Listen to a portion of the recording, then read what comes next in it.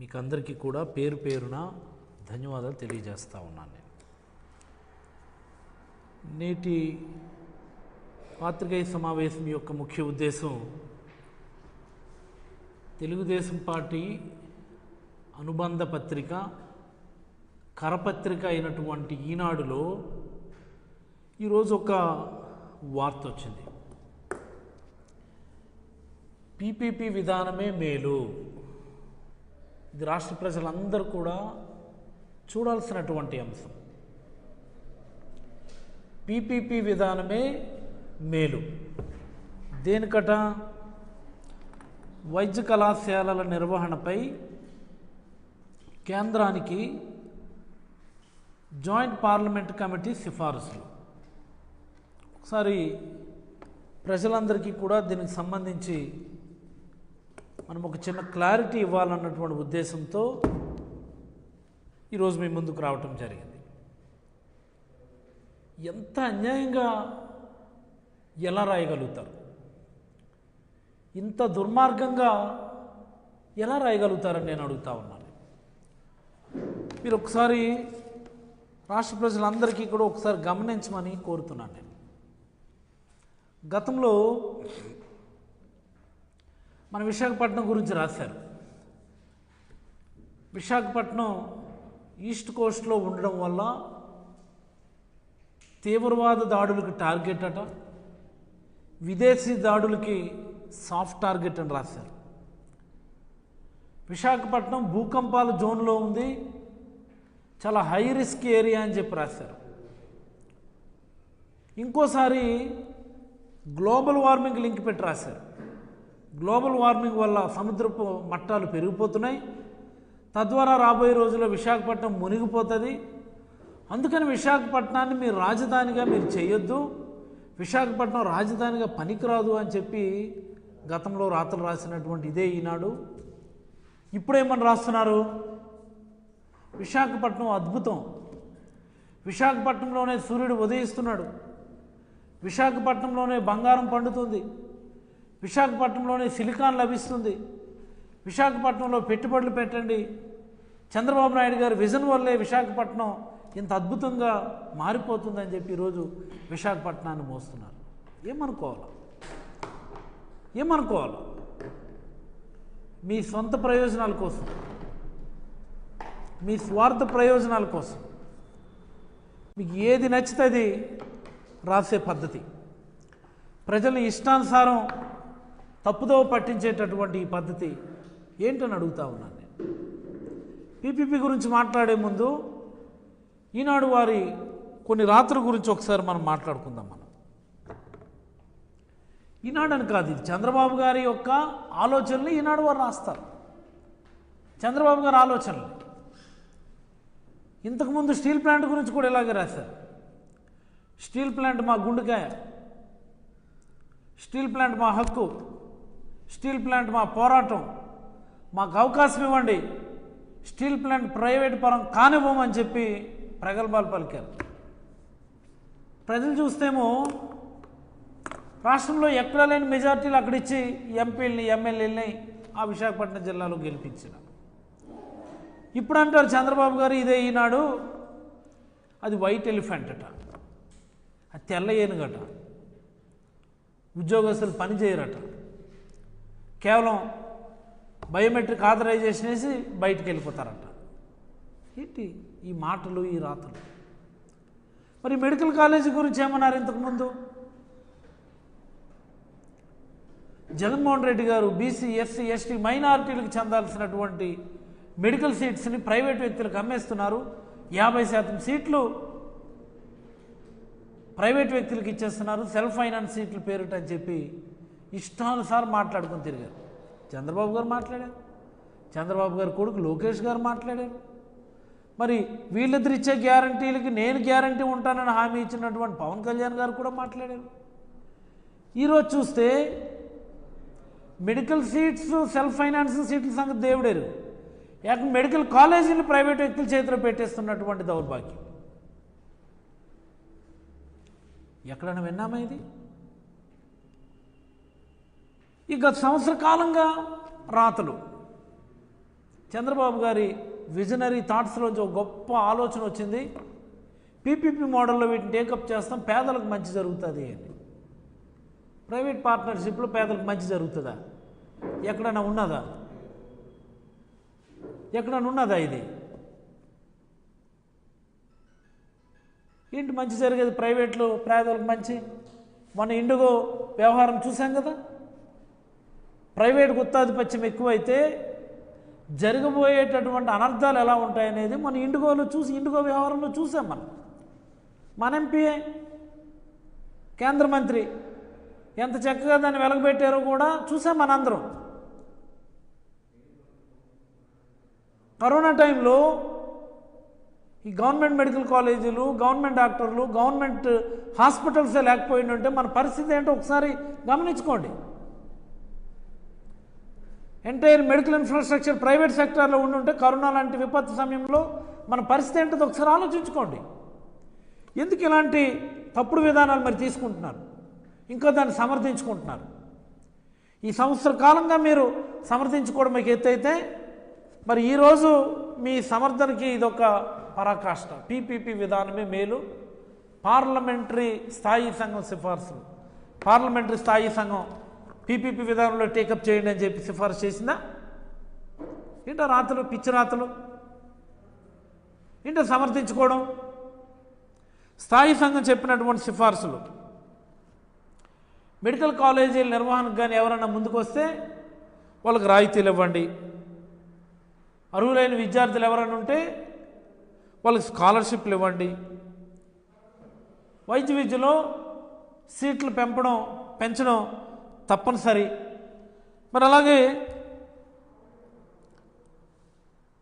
ఈ medical infrastructure సంబంధించి, medical education సంబంధించి ఎక్స్పెండిచర్ బాగా పెరిగిపోతున్నటువంటి నేపథ్యంలో పీపీపీ విధానంలో నిర్వహించే అంశం గురించి ఆలోచించాలని మాత్రమే స్థాయి సంఘం రికమెండ్ చేసింది. అంతే తప్ప ఉన్నవాటిని తీసుకెళ్ళి పీపీపీలకు ఇచ్చేయండి, అదే విధానం మేలు అని చెప్పి ఎక్కడ చెప్పలేదు. మరి ఒకవేళ అదే విధానం మేలు అయితే all India institute of medical sciences కూడా పీపీపీ మోడ్లో పెట్టుకోండి. ఈ పీజే చండీగఢ్, జిప్మరు, ఏఎఫ్ఎంసి ఇవన్నిటి కూడా పీపీపీ మోడ్లో పెట్టుకోండి. ఐఐటీలు కూడా పీపీపీ మోడ్లో పెట్టుకోండి.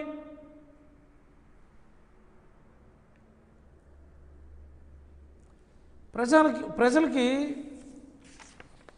రెండు నిజాలు నేను తెలియజేయదలుచుకుంటున్నాను. ఈ పార్లమెంట్ స్థాయి సంఘం ప్రైవేట్ వాళ్ళు ఎవరన్నా వస్తే పీపీపీ మోడల్లో టేకప్ చేయండి అని అన్నారు. బట్ ఇక్కడ మనది it's a different case. Already ఉన్నటువంటి గవర్నమెంట్ కాలేజీలు, గవర్నమెంట్ హాస్పిటల్స్ని ప్రైవేట్ చేతిలో పెట్టడం ఇది. Please mark my word. Andhra Pradesh రాష్ట్రంలో జరుగుతున్నటువంటి వ్యవహారం it's something different. Existing government ఇన్ఫ్రాస్ట్రక్చర్ని, existing government హాస్పిటల్స్ని,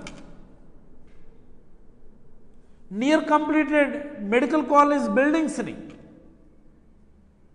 hundreds of acres of ల్యాండ్ని వీళ్ళన్నింటినీ తీసుకొని వెళ్ళి ప్రైవేట్ వ్యక్తుల చేతిలో పెట్టడం ఇది స్కామ్ కాదా? ఇది నిర్లక్ష్యం కాదా? బాధ్యతారాహిత్యం కాదా? దుర్మార్గం కాదా? వెన్నుపోటు కాదా? మోసం చేయడం కాదా? పేద ప్రజల ఆశల్ని చిదిమేయడం కాదా? పేద విద్యార్థుల కలల్ని తుంచివేయడం కాదా? I'm just asking. దీనికి తోడు ఈ హాస్పిటల్స్లో those hospitals which are being given to private people, వాళ్ళ జీతాలు కూడా గవర్నమెంట్ ఇస్తుంది అట ఒక 2 సంవత్సరాలు. ఇది ఎక్కడైనా విన్నామండి? ఇది ఇలాంటి ఆఫర్లు ఎక్కడైనా చూస్తామండి?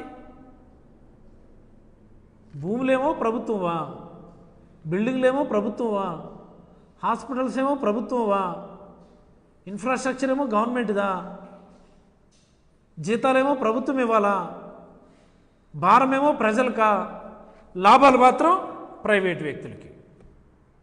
ఇది చంద్రబాబు గారు చెప్తున్నటువంటి పబ్లిక్ ప్రైవేట్ పార్ట్నర్షిప్.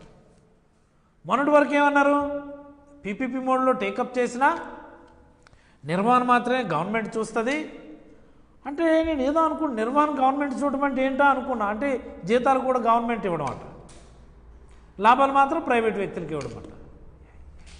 ఏంటిది నాకు అర్థమవుతుంది. ఇవేమి కొత్త ఇన్ఫ్రాస్ట్రక్చర్ని ప్రైవేట్లో టేకప్ చేయడం కాదు, ఇది ఉన్నటువంటి వాటిని ప్రైవేట్ వ్యక్తుల్లో చేతులు పెడతా ఉన్నారు మన రాష్ట్రంలో. ఇది రాష్ట్ర ప్రజలందరూ కూడా తెలుసుకోవాల్సినటువంటి అంశమే. ఇది మోసమని అంటున్నాం. కొత్తగా ఎవరైనా టేకప్ చేస్తారు అంటే సరే, మీరు కొంత తక్కువ కావాలంటే ల్యాండ్ అది ఎక్వైరీ చేసి ఇవ్వండి, వాళ్ళు కట్టుకోమనండి, టేకప్ చేయమనండి, అంతే తప్ప మనం డబ్బులు పెట్టి మనం కట్టుకొని మనం ల్యాండ్ ఎక్విజిషన్ చేసి మనం జీతాలు ఇచ్చుకొని ప్రైవేట్ వ్యక్తులకేమో లాభాలు ఇస్తారా? ఇదేమో అత్యుత్తమమైన విధానం అని చెప్పి మళ్ళీ మీకు మీరు పొగిడించుకుంటారు మీ ఆస్థాన కార్యపత్రికల ద్వారాన. చాలా తప్పిది, దుర్మార్గం ఇది. మరి అలాగే ఇంకో రెండో నిజం, చంద్రబాబు గారు రోజు చెప్తున్నమాట, ఆంధ్రప్రదేశ్ రాష్ట్ర ఖజానాలో డబ్బులు లేవు, మాకు నిధులు కొరతుంది, అందుకని మేము మెడికల్ కాలేజీలు ప్రైవేట్ వ్యక్తులకు ఇచ్చేస్తున్నాము. మొన్న ఒక 2 వారాల క్రితం అమరావతి కోసమే ఒక 7,500 కోట్లు అప్పు చేశాం. నిన్న క్యాబినెట్లో ఒక 7,500 కోట్లు ఎంత అప్పు చేయమని చెప్పేసి అన్నారు. పుష్కరాలు కనీసం ఒక 5,000 కోట్లు ఏవో ఎంతో ఇస్తున్నారు. మీ రాజధాని, కలల రాజధాని నగరంలో కిలోమీటర్ రోడ్డు వేయడానికి సుమారుగా 180 కోట్లు, 1 కిలోమీటర్ రోడ్డు వేయడానికి 180 కోట్లు టెండరు. 3 కిలోమీటర్లు సుమారుగా దగ్గర 540-600 కోట్లకు టెండర్ పిలిచారు మొన్న. సీడ్ యాక్సెస్ రోడ్ని నేషనల్ హైవే కనెక్ట్ చేయడానికి 3 కిలోమీటర్ల దూరం, అది 540 కోట్లు అంటే కిలోమీటర్ 180 కోట్లు. ఓ 2 కిలోమీటర్ల రోడ్డు ఖర్చుతో ఒక మెడికల్ కాలేజ్ పూర్తి అయిపోతుంది.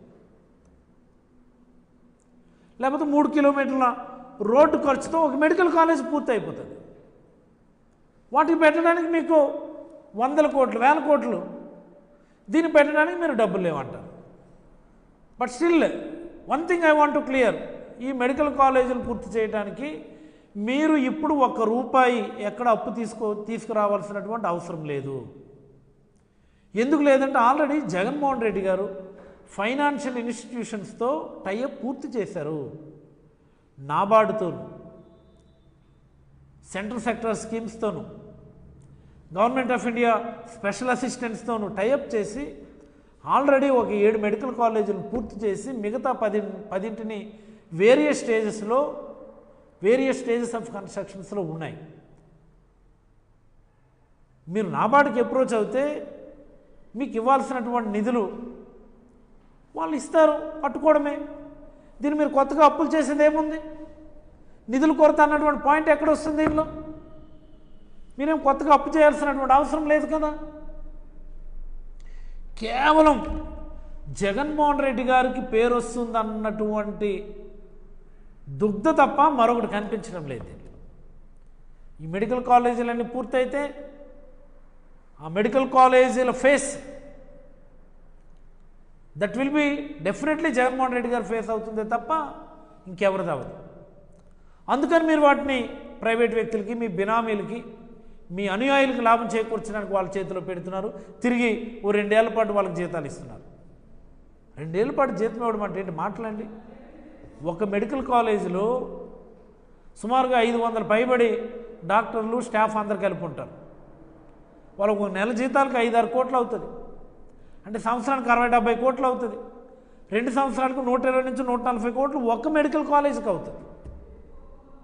అంటే 10 మెడికల్ కాలేజీల పరిస్థితి 2 ఏళ్ల పాటు ఫ్రీగా మీరు వాళ్ళకి ఇస్తారా?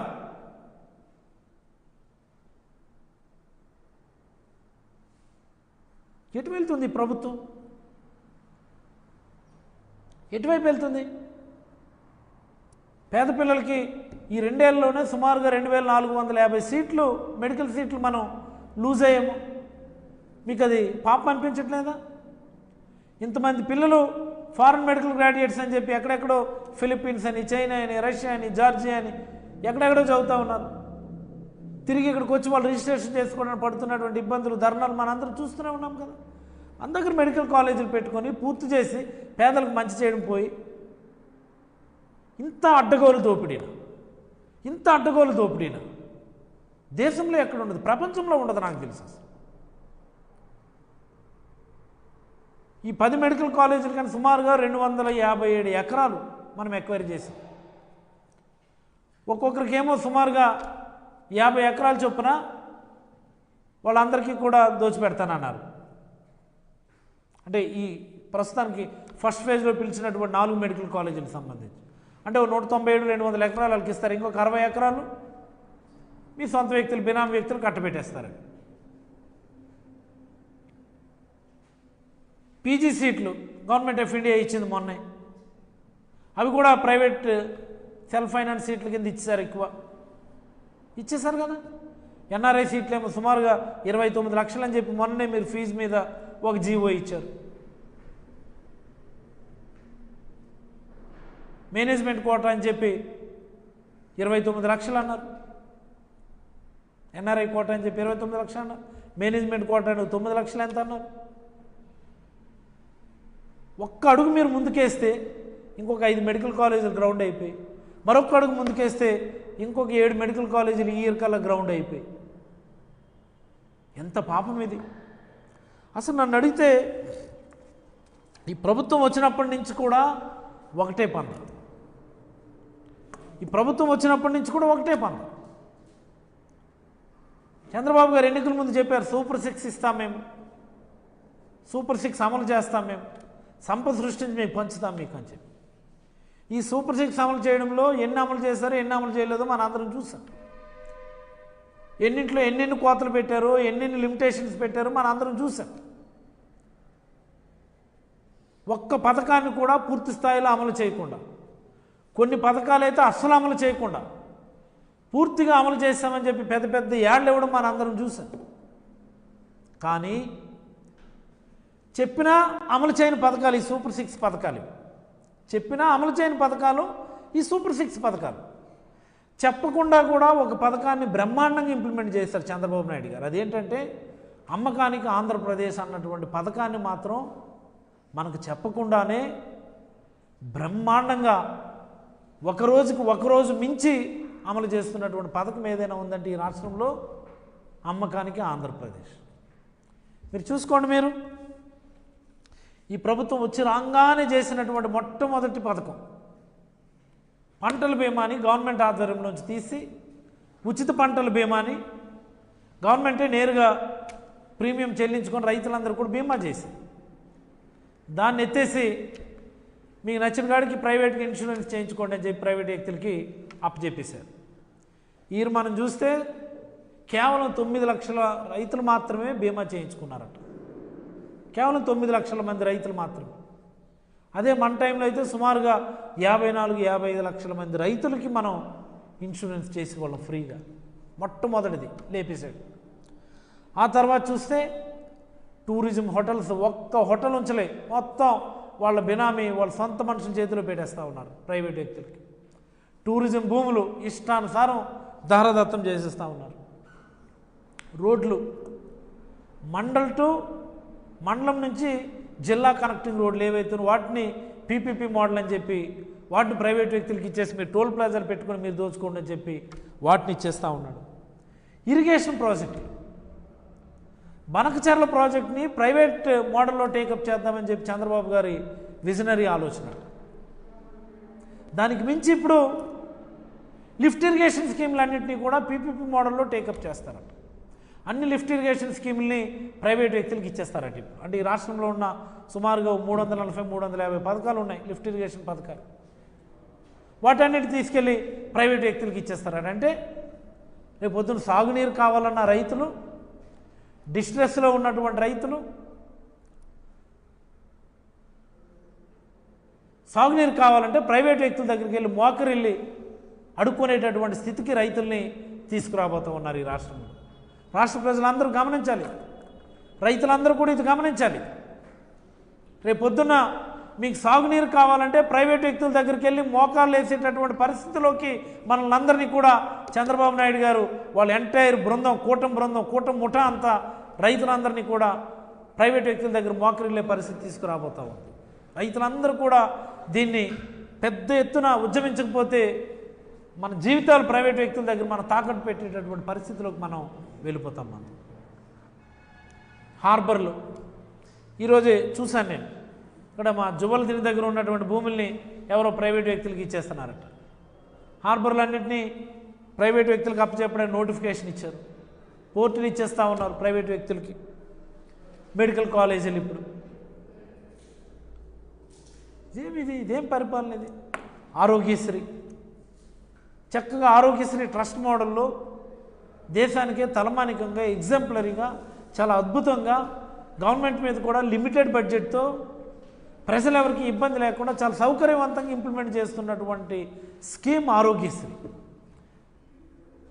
దాన్ని కూడా మీరు ప్రైవేట్ వ్యక్తులకి ఇన్సూరెన్స్ కంపెనీలకి ఇచ్చేసి గవర్నమెంట్ మీద 5 ఏళ్లలో తక్కువలో తక్కువ 10-15 వేల కోట్లు భారం పడేట్టుగా మీరు స్కీమ్ని డిజైన్ చేస్తున్నారు. ఎవరి కోసం ఇదంతా? ఎవరి కోసం ఇదంతా? ఒక 1 ఇయర్కి ఆరోగ్యశ్రీకి 2500 కోట్లు ప్రభుత్వం మీద భారం పడుతుంది రైట్ నౌ. మీరు తీసుకొస్తున్నటువంటి ఈ మోడల్లో, హైబ్రిడ్ మోడల్లో 3500 కోట్ల పైబడి ప్రభుత్వం మీద సంవత్సరానికి భారం పడుతుంది. అంటే ఒక సంవత్సరానికి 1000 కోట్లు ప్లస్ ట్రస్ట్ మోడల్లో చెల్లించేటటువంటి అదనపు పేమెంట్స్, అదొక 200-400 కోట్లు ఉంటుంది సంవత్సరానికి. అంటే 2.5 లక్షల పైబడి పేమెంట్స్. అంటే సంవత్సరానికి 1500 కోట్లు అదనంగా ప్రభుత్వానికి భారం. అంటే 5 ఏళ్లలో ఏంటి ఇది? నాకు అర్థమవుతుంది. ఎవరి మేలు కోసం ఈ విధానాలు? ప్రభుత్వం దగ్గర ఏమో డబ్బులు లేవంటారు, అప్పులేమో పుట్టడం లేదంటారు. కానీ ప్రభుత్వ ఖజానా మీద భారం పడేటటువంటి ఈ పనులన్నీ చేస్తున్నారు. భూములు ఇష్టానుసారం పనిచేస్తున్నారు. 99 పైసలకి ఎకరా అంటారు, 100 రూపాయలు లీజ్ అంటారు. ఎకరాకు 100 రూపాయలు లీజు, లేకపోతే 99 పైసలకి అమ్మేడు. రియల్ ఎస్టేట్ కంపెనీలకి ఏమో భూములు ఇచ్చేస్తున్నారు ఫ్రీగా, మీరు వ్యాపారం చేసుకోండి అని. రియల్ ఎస్టేట్ కంపెనీలకి ఎటు వెళ్తుందో ఈ ప్రభుత్వం? ఈ ఆర్థిక మంత్రి ఏం చేస్తున్నారు? ఈ సెక్రటరీలు ఏం చేస్తున్నారు? డబ్బు లేవు అంటూనే 16 నెలల కాలంలోనే 2,66,000 కోట్లు అప్పులు చేశారు. ఆర్థిక స్థితి బాగులేదు, అప్పులు ఇచ్చే పరిస్థితి లేదంటూనే ఇన్ని లక్షల కోట్ల అప్పులు ఎలాగొచ్చి? ఆర్థిక స్థితి బాగులేకపోతే, మన కెపాసిటీ తగ్గిపోయి ఉంటే, ఆంధ్రప్రదేశ్ యొక్క క్యాలిబర్ బాగలేదనుకుంటే ఇన్ని లక్షల కోట్ల అప్పులు ఎలా వస్తాయి? జగన్మోహన్ రెడ్డి గారు ఆంధ్రప్రదేశ్ యొక్క క్యాపబిలిటీ, కెపాసిటీ బ్రహ్మాండంగా ఇంప్రూవ్ చేశారు. కాబట్టి మీరు అడిగిందే తడవుగా మంగళవారం వస్తే 1000 కోట్ల అప్పులు మీరు తీసుకురాగలుగుతారు. మళ్ళీ జగన్మోహన్ రెడ్డి గారు మొదలుపెట్టినటువంటి విధ్వంసం అని చెప్పి మాట్లాడతారు. ఏదండి విధ్వంసం? 5 ఏళ్లలో 3,33,000 కోట్లు అప్పు చేయడం విధ్వంసమా? సంవత్సరాల కాలంలో 2,66,000 కోట్లు అప్పు చేయడం విధ్వంసమా? ఏది విధ్వంసం? ఈ రాష్ట్రాన్ని అన్ని రంగాల్లో కూడా విధ్వంసం చేస్తున్నటువంటిది మీరు చంద్రబాబు నాయుడు గారు గమనించుకోలేదు. ఏ రంగాన్ని మీరు విడిచిపెట్టారు? ఏ రంగాన్ని మీరు విడిచిపెట్టారు? విద్యారంగం సర్వనాశనం చేసేశారు. నాడు నేడు ఆపేశారు, ఇంగ్లీష్ మీడియం ఆపేస్తూ ఉన్నారు, టోఫెల్ తీశారు, ఐబీ కరికులం తీశారు, డిజిటల్ క్లాస్ రూమ్స్ ఆపేశారు. అమ్మఒడి ఎంతమందికి వచ్చింది? సుమారు 24 లక్షల మందికి అమ్మఒడి రాలా మీరు చెప్పిన దాన్ని బట్టి. అన్ని రంగాలు విధ్వంసం. అగ్రికల్చర్, రైతులకు చేసినటువంటి మోసం మరొకటి కాదు. ఏ రంగం మీరు విడిచిపెట్టారు? ఏ రంగాన్ని మీరు విడిచిపెట్టారు?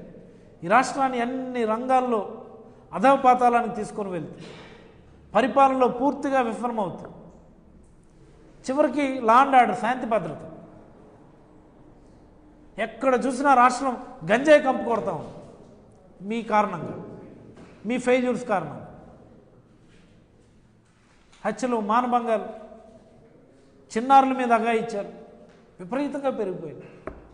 అన్ని రంగాల్లో కూడా విఫలమై విధ్వంసం సృష్టించి ఈ రాష్ట్రాన్ని వెనుక నుంచి మొదటి స్థానానికి పోటీ పడేలా మీరు ఈ రాష్ట్రాన్ని తీసుకెళ్తున్నారని నేనైతే అభిప్రాయపడతాను. రాష్ట్రంలో ప్రజలందరూ కూడా గమనించాలి. జగన్మోహన్ రెడ్డి గారి సమయంలో టేకప్ చేసినటువంటి రిఫార్మ్స్, అన్ని రంగాల్లో టేకప్ చేసినటువంటి రిఫార్మ్స్, దాని ఫలితాలు ప్రజలకి అందేటటువంటి క్రమంలో చంద్రబాబు నాయుడు గారు చేస్తున్నటువంటి ఈ దురాగతాలని, ఆకృత్యాలని గమనించాలని, బుద్ధి చెప్పాలని ఇప్పటికే వైఎస్ఆర్ కాంగ్రెస్ పార్టీ మెడికల్ కాలేజీల ప్రైవేటీకరణ వ్యతిరేకిస్తూ పెద్ద ఎత్తున ఉద్యమం చేపట్టింది. ఈ రాష్ట్రంలో ఉన్నటువంటి ప్రతి వ్యక్తిని కూడా కలిసి సంతకాలు సేకరించి రేపు జిల్లా హెడ్ క్వార్టర్స్ నుంచి సేకరించినటువంటి సంతకాలని విజయవాడ పంపిస్తూ ఉన్నాం. 18వ తేదీన ఆనరబుల్ గవర్నర్ గారిని కలిసి ఈ 1,000,000 సంతకాల పైబడి ఈ ఫామ్స్ని, అప్పీల్స్ని గవర్నర్ గారి ముందు పెట్టబోతూ ఉన్నాం. ఇంతమంది సంతకాలు చేశారు, ఒక్క సంతకం గవర్నర్ గారు పెట్టమని కోరుతూ ఉన్నాం. ప్రైవేటీకరణ ఆపమని. ప్రజల మద్దతు ఉంది, మేధావుల మద్దతు ఉంది, విద్యావంతుల మద్దతు ఉంది, అన్ని పార్టీల మద్దతు ఉంది, ఎక్సెప్ట్ తెలుగుదేశం పార్టీ మద్దతు తప్ప. గ్రామాల్లో ఈ జనసేన అనుకుని తిరిగే కుర్రాళ్ళు కూడా చెప్తా ఉన్నారు, చాలా అన్యాయం అన్నా ఇది మెడికల్ కాలేజీలు ప్రైవేట్ వాళ్ళకి ఇచ్చేయడం ఏంటని. బీజేపీ నాయకులు చెప్తున్నారు, స్థానికంగా ఉండే బీజేపీ నాయకులు, మా కూటమి కదా మేమేం మాట్లాడకూడదు అంటారు. కావాలంటే మేము సంతకం పెడతాం మీకు అని చెప్పి అంటూ ఉన్నారు. దిస్ ఈజ్ ట్రూ, నేనేమి ఎగ్జాగరేట్ చేయడం లేదు. కావాలంటే నేను సంతకం పెడతాను కానీ నేను బయట మాట్లాడలేను అంటాను. This is true.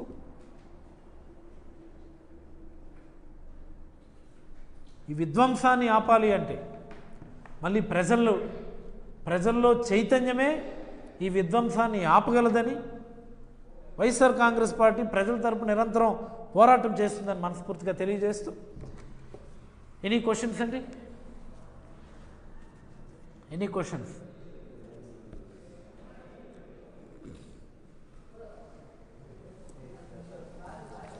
ధన్యవాదాలు.